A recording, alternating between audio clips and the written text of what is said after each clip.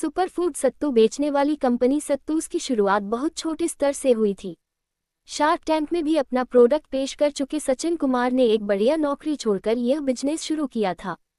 सचिन कुमार मुंबई में business development manager थे। अच्छी नौकरी थी, मगर अंदर से तसल्ली नहीं थी। 2009 में उन्होंने अपनी नौकरी छोड़कर बिहार में खुद का बिजनेस शुरू करने का फैसला किया। उन्होंने खाने पीने की पारंपरिक चीज़ों पर फोकस किया। इन चीज़ों में भी खासकर सत्तू पर, जो चने या भुने हुए जौ से बनता है। लोगों ने सोचा कि अच्छी खासी नौकरी छोड़कर उन्होंने शायद गलत फैसला लिया है, लेकिन सचिन ने उन्हीं लोगों को गलत साबित कर दिया।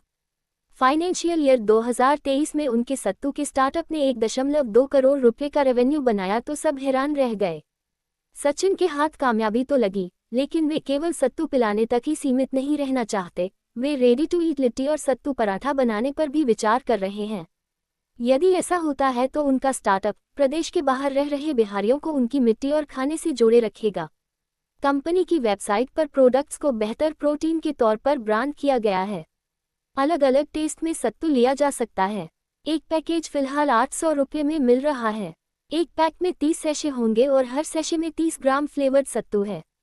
इसके साथ ही सत्तू शेकर बोलत भी मिल रही है। यही नहीं, हर पैक के साथ ये जानकारी भी है कि आपको कितना प्रोटीन और बाकी न्यूट्रिशन मिल रहे हैं। सत्तूज वाले सचिन का सफ़र। थोड़ा फ्लैशबैक में चलते हैं और उनकी जर्नी पर एक नज़र डालते हैं। सचिन ने 2008 में सेल्स और मार्केटिंग में MBA की डिग्री हासिल की थी। बाद में जॉब पकड़ ली। सचिन कुमार हमेशा से अपना काम करने के बारे में सोचते थे। बिजनेस डेवलपमेंट मैनेजर के पद पर होने के नाते वे कई सफल बिजनेसमैन से मिला करते थे। धीरे धीरे सत्तू को ऑर्गेनाइज्ड ब्रांड बनाने का विचार उनके दिमाग में पक रहा था। 2009 में वे एक पारंपरिक फूड प्रोडक्ट्स की मार्केटिंग क्षमता पर एक वर्कशॉप में भाग लेने के बाद सचिन कुमार ने अपनी नौकरी छोड़ दी और अपने घर मधुबनी लौट आए। सबसे पहले तो उनके परिजनों ने ही उनके इस फैसले को सही नहीं ठहराया। पास पड़ोस के लोग और रिश्तेदार भी इस फैसले पर सजग नहीं थे। लेकिन सचिन वह सब देख रहे थे जो किया जा सकता था, जो संभव था। उनके परिवार का कंज्यूमर ड्यूरेबल्स का धंधा था। सचिन ने शुरू में उसी बिजनेस में काफ़ी काम किया। फिर कुछ समय बाद उनकी शादी हो गई। लड़की का नाम ऋचा था।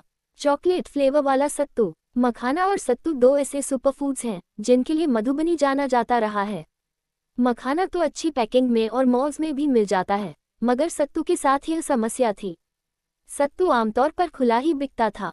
सचिन को यहाँ मौका नजर आया और उन्होंने 2018 में 3 फ्लेवर में सत्तू लॉन्च किया। मीठा, जलजीरा और चॉकलेट। ये रेडी टू मिक्स सत्तू ड्रिंक थे। उनका सत्तू की अच्छाई पैकेजिंग और मार्केटिंग पर अच्छे से फोकस किया। काम चल निकला। न केवल मधुबनी बल्कि बिहार के बाहर भी उनके उत्पाद की मांग होने लगी। अक्टूबर 2019 में सत्तूस ने नई दिल्ली स्थित इंडियन एंजल नेटवर्क से फंडिंग प्राप्त की। इसके अन्य निवेशक IIM कलकत्ता इनोवेशन पार्क और बिहार इंडस्ट्रीज एसोसिएशन हैं। कोरोना काल में हालांकि इस बिजनेस को मुश्किलों का सामना करना पड़ा, लेकिन बाद में स्थिति सामान्य हो गई। 2021 में सत्तूस ने शेकर्स भी लॉन्च किए, जो चलते फिरते हेल्थ ड्रिंक हैं। इंटरव्यू में जो सचिन ने बताया।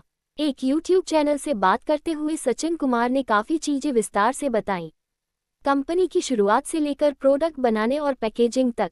सचिन ने बताया, सत्तूस कंपनी की शुरुआत हमने, यानी मैंने और मेरी पत्नी ऋचा ने मिलकर की।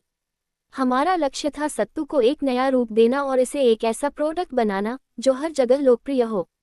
शुरुआत में हम अपने घर पर ही काम करते थे। जब बच्चे सो जाते थे तब हम सत्तू में कई नई चीज़ें ट्राई करते थे। सत्तू को और भी स्वादिष्ट और पोषक बनाने के लिए हम हर दिन कुछ नया करने की कोशिश करते थे।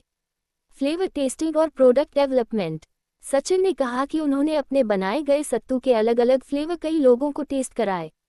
हम चाहते थे कि लोगों को सिर्फ सत्तू नहीं, बल्कि कुछ ऐसा मिले जो उनके स्वाद को पसंद आए। जब एक फ्लेवर को लोगों ने पसंद किया तो उसे लैब में टेस्ट कराया।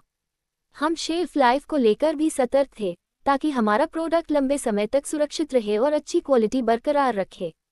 इसके बाद फाइनल प्रोडक्ट तैयार किया। पैकेजिंग का महत्व। बिहार में पैकेजिंग के अच्छे विकल्प नहीं थे, इसलिए पैकेजिंग के लिए बाहर के राज्यों का रुख करना पड़ा। पैकेजिंग पर खास ध्यान दिया ताकि सत्तू को बेहतर तरीके से प्रस्तुत किया जा सके। जब हमने अपना सत्तू दुबई भेजा तो वहां से हमें पॉजिटिव रिस्पांस मिला। फ़ोन आया और लोगों ने कहा कि उन्होंने कभी नहीं सोचा था कि सत्तू जैसी चीज़ इतनी बेहतरीन पैकेजिंग में आ सकती है। ऐसे शब्दों से हमें काफ़ी प्रोत्साहन मिला। शार्क टैंक का समर्थन। शार्क टैंक के जजों ने भी हमारे बिजनेस और आइडिया को पूरा समर्थन दिया। उनके सकारात्मक फीडबैक और सहयोग ने हमें और भी आत्मविश्वास दिया कि हम अपने प्रोडक्ट को बड़े पैमाने पर ले जा सकते हैं और इसे और भी ज़्यादा लोकप्रिय बना सकते हैं।